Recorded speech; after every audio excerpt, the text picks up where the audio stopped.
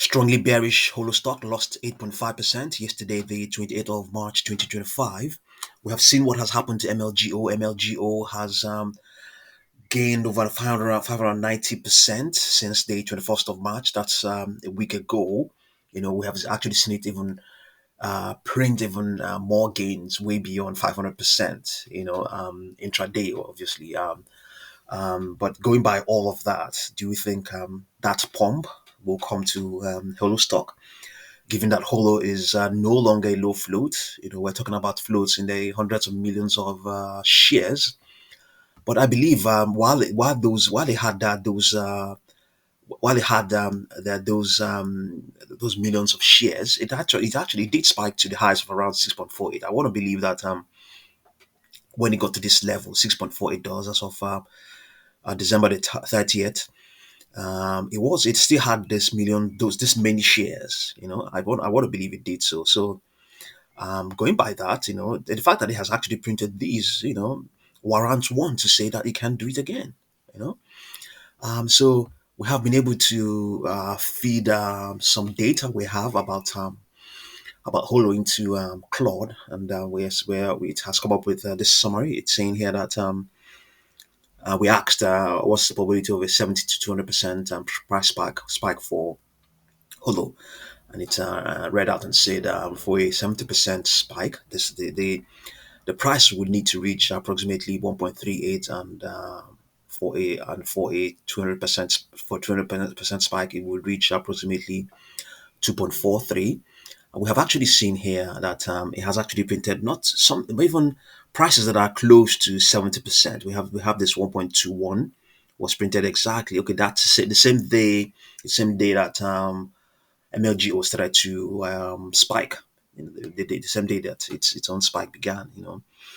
Um, yeah, so it's looking, it doesn't look, especially 70%, it's not looking so far-fetched as such. And then it's saying here that the probability of a 70 to 100 to 200% spike appears very low in the near term, based on all indicators showing a strong negative momentum. Short-term forecast 10 and 21-day moving average is predicting modest gains to zero point 0.8 and to a range of between zero point 0.8 and 0.94. Multiple resistance levels between current price and 0.38. So, indeed, even though by just a cursory look at the chart, seeing that it has printed these highs, the highs of around 6.44, yes, that indeed, it should be able to repeat such, retest such highs. Yes, by just doing that, it can warrants one to say that, but at the same time, it still comes down to the numbers. What sort of probabilities are we talking about? Okay. However, the large gap between 0.81 and the longer term moving average is the 100 and the 200, which are 1.8 and 5.7, suggests the stock has fallen significantly from historical levels, which could indicate potential for eventual recovery. Exactly the same thing I'm saying. The fact that it has done them before indicates and warrants and suggests that such spikes can occur again. You know, but when and how? Who knows when and how? And so, given all of these factors, it's saying that it would estimate the probability of a 70 to 200% spike in the near term, which is between 1 to 3 months, at approximately 10 to 5%, 10 to 15%, barring any major company developments or market-wide events. So I think this is quite modest, especially the fact that if you have a look here, you can see the moving averages. Just have a look at the here. This is here. You can see this is where the moving averages are. So you can have a look and see, for instance, we're looking at a price of around $5.9. None of the moving averages, apart from the 200-day moving average, is indicating anything higher. is anything that's the only moving average that is indicating anything higher than 5.78. So if you want to determine the probability, it involves using the moving averages, the past moving averages. So you can see that apart from that 200-day moving average, this is the 200-day moving average. This is where it is. All of them are below 5.5, and because they are below 5.5, which is the number we are projecting, because they're below that, then you're definitely going to get a probability that is less than 50%. So indeed, also you may want to ask, okay, what of the 200-day moving average? Its probability is way more than the price we're projecting. Then it should give us a probability that looks very high. Indeed, you could say that just simply because yeah, that's simply because of some anomalies involved in the moving average. It's not reliable data. It's not reliable data. Yeah, it's not reliable data, and especially also because it's a bit too far off. 200 days. You want to try and find the probability of the stock, printing above 5.7 in the next 200 days. I think that's really too far off. And it's not something. It's not a probability that that's sufficiently reliable. I mean, you can see what's going on now. The way you do this probability is by subtracting the moving average from the price you're projecting. So it will, by doing that, and then you divide that by the standard deviation, depending on the range you're talking about, you have in view.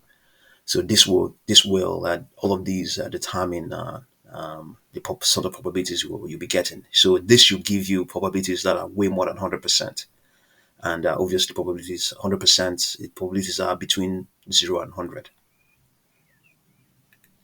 So as such, the 200-day moving average is not really not trying to project that probability is not exactly that reliable as such. So yes, the odds of it printing, I pretty much agree. I pretty much agree. It looks quite decent. I have actually lost my track here. So yes, going by all of these, you can see those moving averages are modest. They are, you can see, especially all the way to the 40. This is the uh, 10-day moving average, 10-day moving average, 21-day, and this is the 40-day. So they're all, if you have a look now, coming down, you can see they're all very, very modest. Very modest. And all of them are less than the price we are projecting. All of them are less than the price. The price is here on this side. When I'm scrolling down, you see it with a black background. And also as well, because you will also probably find average, as the case may be. So if you have if you're around here 5.21, then you have one, two, three, four moving averages. Then you find their average, and then you use it to do the calculation. So you can see that all of them are giving you prices that are less than the price we're projecting. But have a look now. You can see now we have a moving average, a 10-day moving average of 3.51.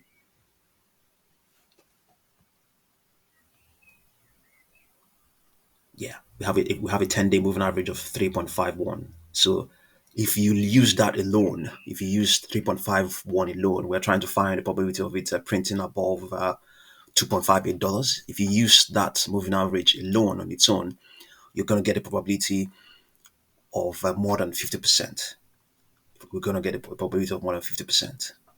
And even as well if you're using the 40-day moving average, you will equally get a probability of more than 50%.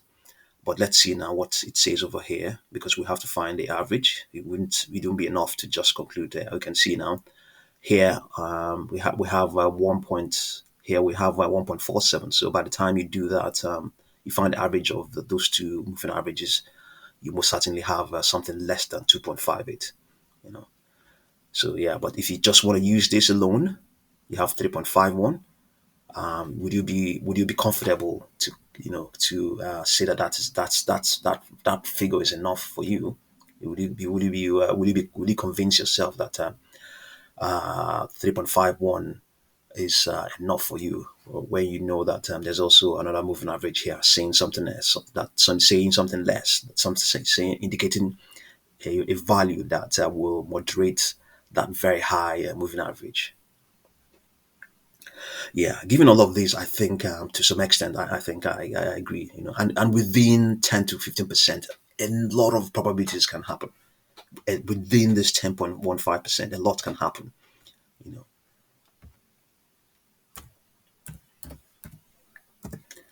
so the probability of MLGO printing these highs, I can tell you that the probability of it printing these highs before, as of let's say now, this as of Wednesday the 19th of March, most certainly was even, I would say, probably surely less than 10%.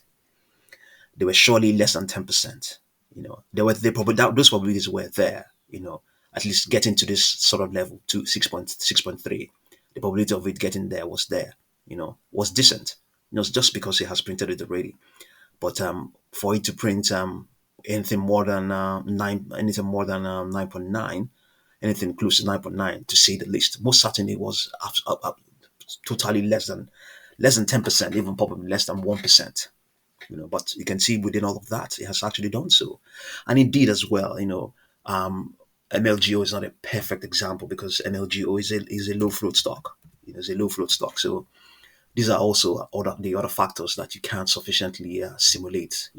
The much you can, you try and simulate them in your approximations. So but as we mentioned, Holo stock indeed printed this high with this many shares it currently has. I want to believe, I want to believe, yes, because I don't think they have. Yeah, I want to believe so. Yes, it had this many shares as of December the 30th. So indeed, yes, this is what it is. I think this probability of 10 to 15% is within the next 1 to 3 months is it looks it looks it looks it looks mathematically reasonable. It sounds reasonable mathematically. This is not to say that indeed MLGO. I mean that Hello stock will eventually do so. Of course, very well. They're just probabilities that it doesn't mean that it's going to happen.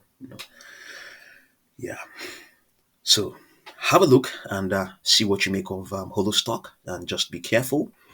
I have to point out now that we have an indicator here that says, let me show you what it says.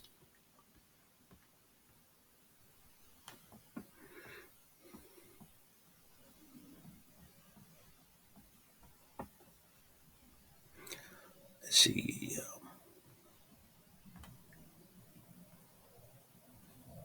Not a pattern finder. Let me see.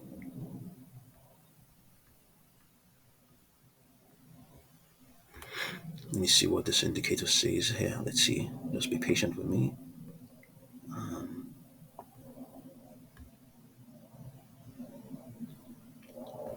Not a cycle finder. Printed it before.